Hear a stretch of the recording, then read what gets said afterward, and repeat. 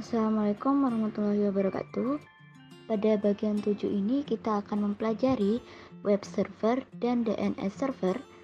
Lalu kita juga akan mempelajari praktikum web server dan DNS server melalui Cisco Packet Tracer.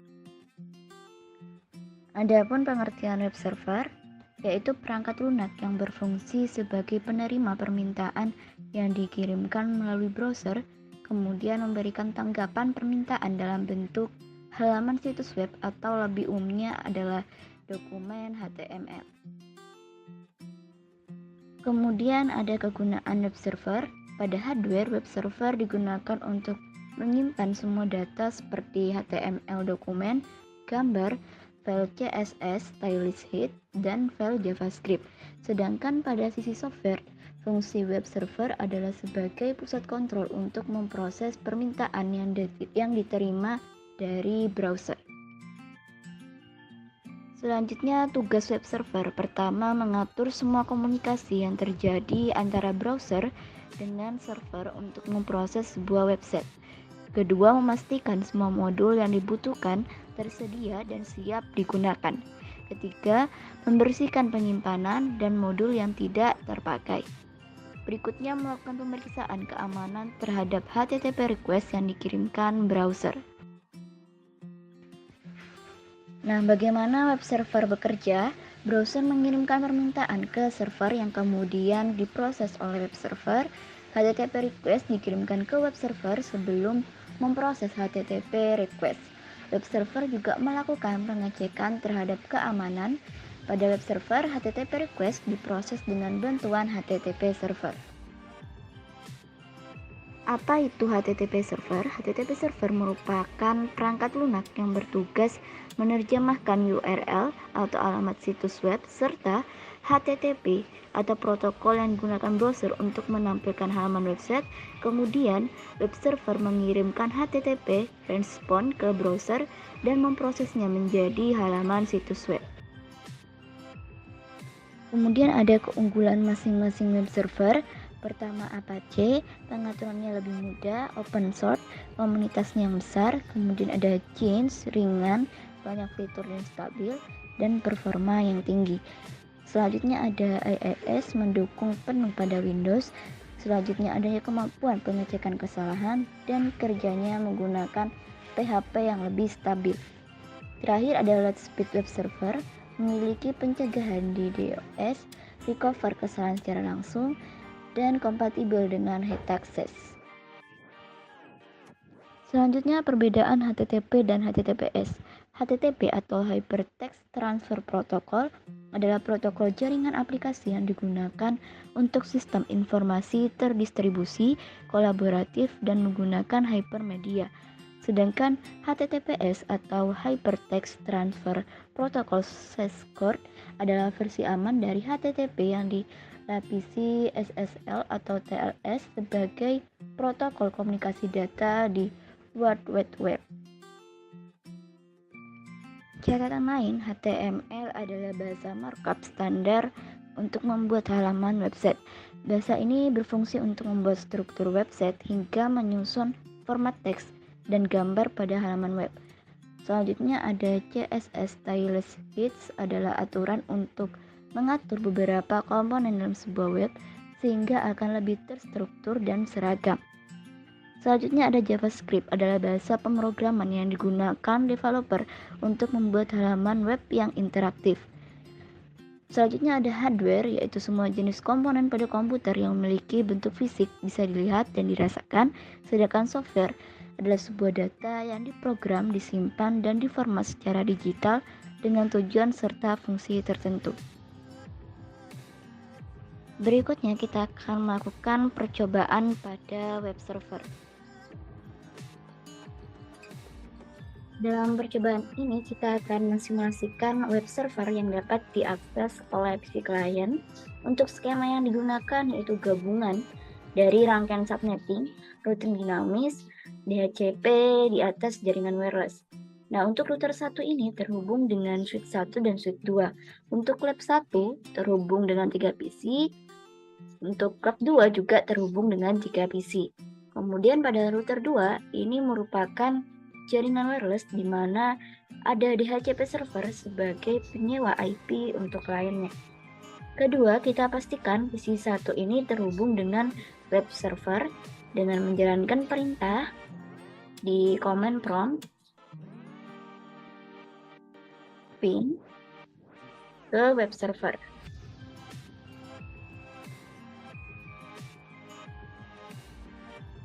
Nah, ini sudah berhasil ya. Selanjutnya kita akan melanjutkan ke PC 4. Command prompt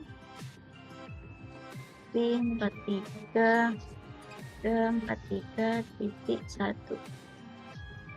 Nah, ini juga sudah berhasil. Lalu selanjutnya kita ke laptop. Ping 43.1. Nah, ini juga sudah berhasil. Selanjutnya kita ke smartphone.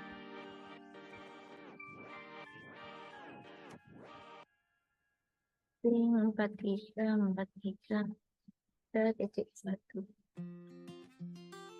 Nah, ini juga sudah berhasil. Selanjutnya kita nyalakan service HTTP di komputer web server.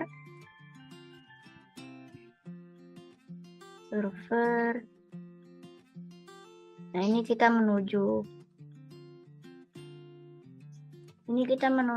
service ke HTTP. Jangan lupa kita on kan, lalu kita ke index.html, kita edit. Ini kita copy dari langkah percobaan 3, lalu kita paste. Lalu kita klik save. Yes. Selanjutnya, pada PC 1 dan laptop kita buka aplikasi web browser dari tab desktop. Lalu kita jalankan URL web server. Kita ke web browser.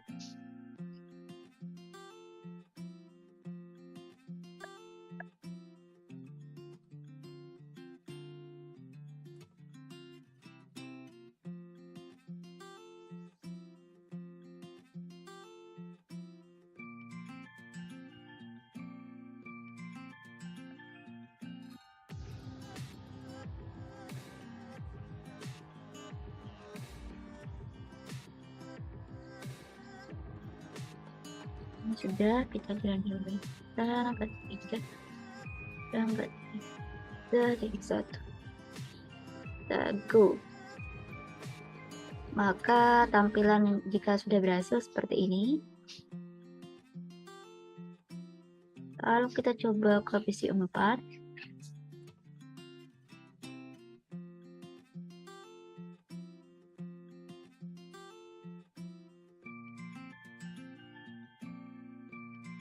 Browser.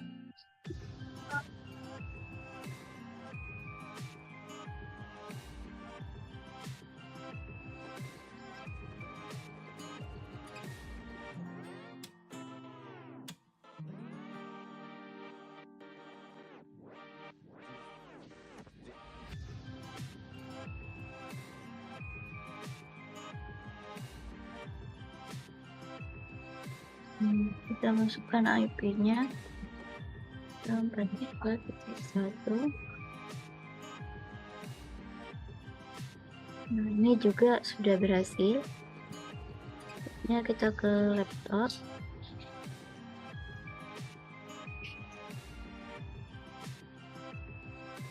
Web browser, kita tunggu.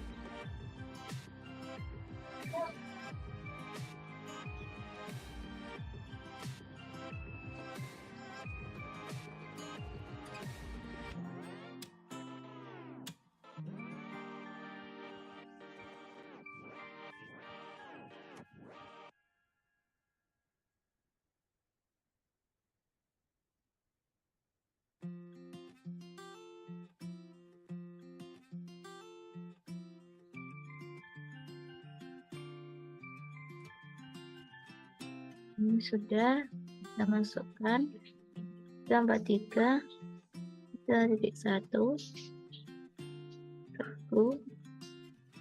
Nah, ini juga tampilannya sudah berhasil. Lanjut kita ke smartphone.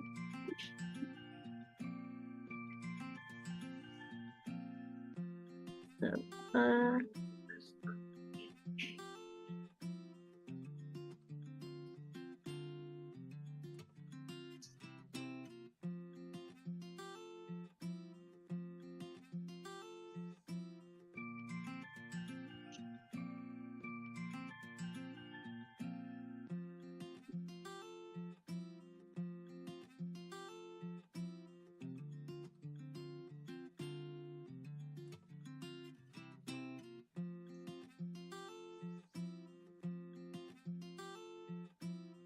Sudah kita masukkan 343.1 bagus. Tampilannya juga sudah berhasil. Jadi kita telah mempelajari bagaimana cara mengakses browser dari klien. Selanjutnya kita akan melakukan praktikum DNS server. Sekarang kita ke pengertian DNS server.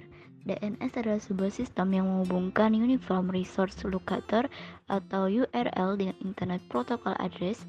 DNS adalah sistem yang meringkas pekerjaan ini untuk Anda. Kini Anda tinggal mengingat nama domain dan memasukkannya dalam address bar. DNS kemudian akan menerjemahkan domain tersebut ke dalam IP address yang komputer pahami. Berikutnya ada fungsi DNS dibagi menjadi dua. Pertama, meminta informasi IP address sebuah website berdasarkan nama domain dan meminta informasi URL sebuah website berdasarkan IP address yang dimasukkan. Kemudian ada bagian-bagian DNS. Prinsip dasar cara kerja DNS adalah dengan cara mencocokkan nama komponen URL dengan komponen IP address. Setiap URL dan IP address memiliki bagian-bagian yang saling menjelaskan satu dengan yang lain. Kemudian ada bagian-bagian DNS. Pertama, root level domain merupakan bagian tertinggi dari hierarki DNS.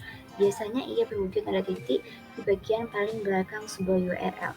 Lanjut ada top level domain adalah ekstensi yang berada di bagian depan root level domain. Terdapat dua jenis TLD yang umumnya dipakai. Keduanya yaitu generic top level domain dan country coded top level domain. Berikut informasi pengertian GTLD adalah domain paling umum yang memungkinkan berbagai macam user untuk menggunakannya. Contoh umum dari tipe top level domain .com untuk situs komersial, .org untuk organisasi. Kemudian CCLTD adalah ekstensi yang menjelaskan asal negara dari pemilik situs, misalnya akhiran.id untuk website Indonesia, .eu untuk Australia, juga untuk Inggris dan sebagainya. Bagian-bagian DNS pertama, second level domain, ialah nama lain untuk domain itu sendiri, sering digunakan sebagai identitas institusi atau branding. Kedua, ada third level domain atau subdomain merupakan bagian dari domain utama yang berdiri sendiri. Ketiga, ada hostname atau biasa disebut juga dengan scheme. Ini merupakan bagian yang mengawali sebuah URL. Bagian ini menunjukkan sebuah fungsi dari sebuah website atau halamannya. Cara kerja DNS, pertama ada DNS query, merupakan istilah teknis untuk meminta informasi soal IP address.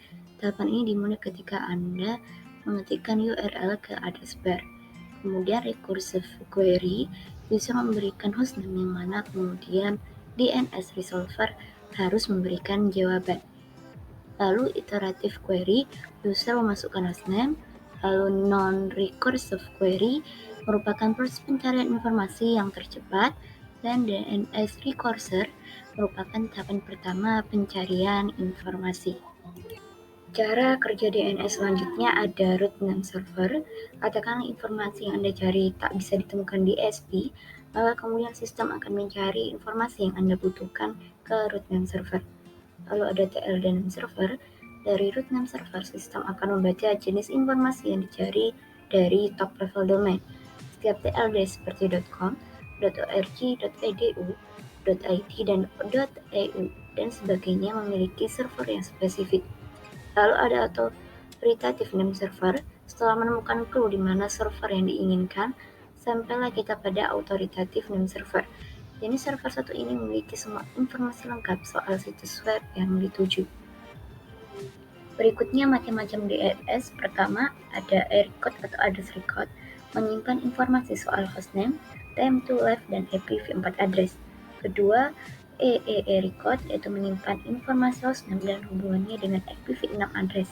Ketiga, ada MS record, merekam server SMTP yang khusus digunakan untuk saling berkirim email di suatu domain. Keempat, ada GNAME record untuk meredirect domain atau subdomain ke sebuah IP address. Lewat fungsi satu ini, Anda tak perlu memperbarui DNS record. Lalu NX record merujuk subdomain pada authoritative name server yang diinginkan. Code ini berguna jika subdomain Anda di hosting berbeda dengan domain. Lalu ada PTR record, memberikan izin pada DNS resolver untuk menyediakan informasi soal IP address dan menampilkan hostname. Lalu chat record, yaitu menyimpan sertifikat inskripsi atau sertifikat keamanan. Macam-macam DNS selanjutnya ada CST record, yaitu membawa dan menyalurkan data yang hanya bisa dibaca oleh mesin. Terakhir ada SOI record, bagian yang muncul di awal dokumen DNS zone. Bagian yang sama juga merujuk pada authoritative name server serta informasi lengkap sebuah domain. Selanjutnya kita akan melakukan percobaan DNS server. Percobaan ini kita akan simulasikan file server dan web server yang digabungkan dengan DNS server.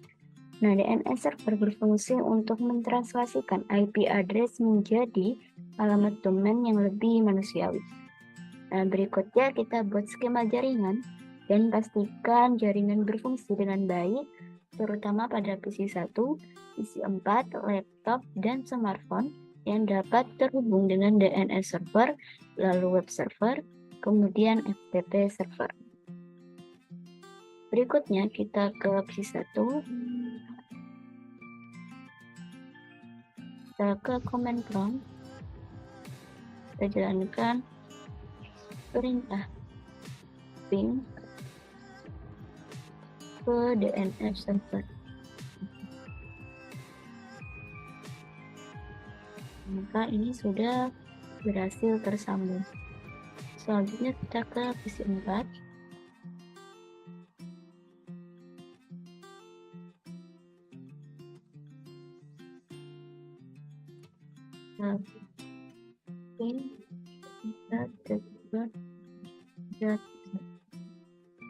Nah, ini juga sudah berhasil tersambung.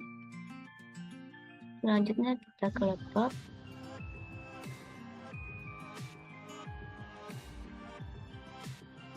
Laptop. Kita ke titik 1. Nah, ini juga sudah berhasil tersambung. Terakhir kita ke smartphone. Smartphone. Ketiga.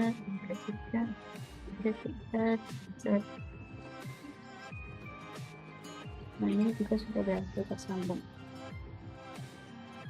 Langkah berikutnya, kita aktifkan service DNS pada DNS server dan tambahkan entry DNS.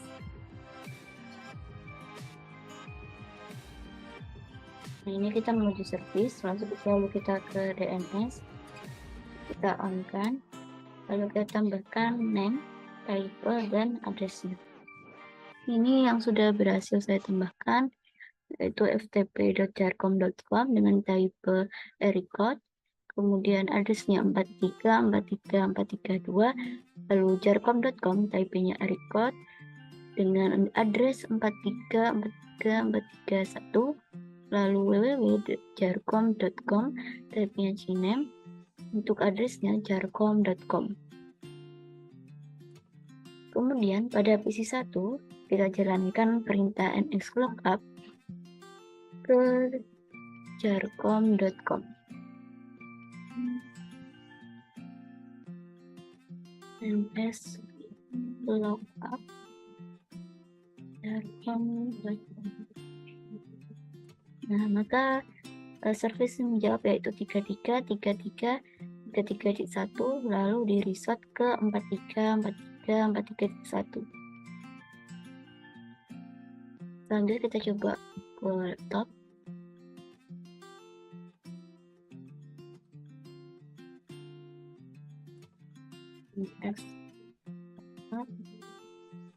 Ya,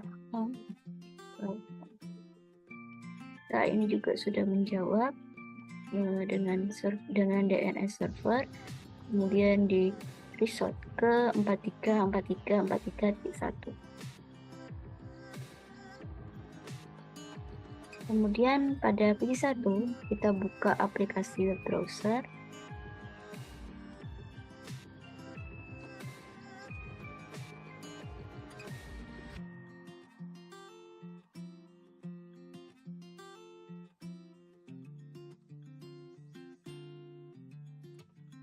Kita tunggu.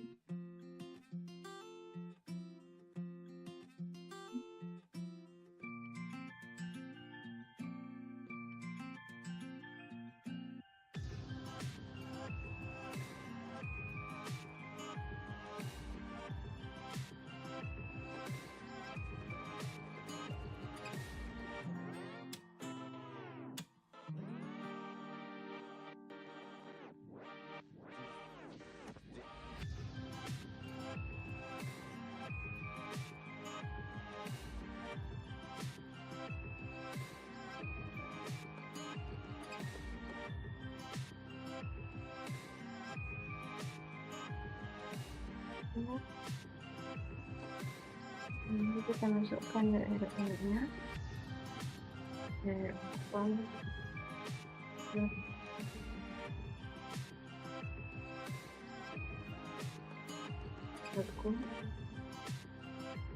Sampai sudah berhasil. Kita coba yang lain.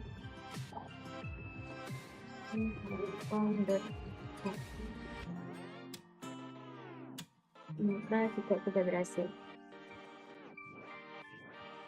Selanjutnya kita buat koneksi ke web server dari PC1 dan laptop dengan menjalankan perintah ftp.jarcom.com. Kita coba untuk PC1.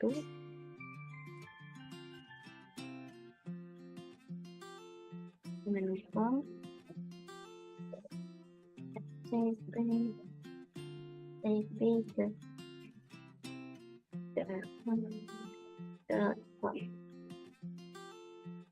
kita masukkan username-nya, coba. Oke, kalau kita juga masukkan password nih, coba. Bentar. Nah, ini sudah berhasil login. Kita coba untuk laptop.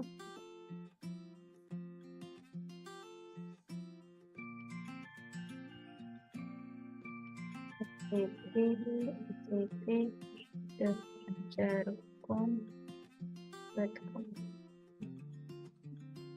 Kita masukkan username-nya, coba. Lalu password-nya. Kita juga sudah berhasil login. Mungkin sekian praktikum pemanfaatan DNS server untuk memberikan alamat domain ke semua server lain. Sekian dan terima kasih. Wassalamualaikum warahmatullahi wabarakatuh.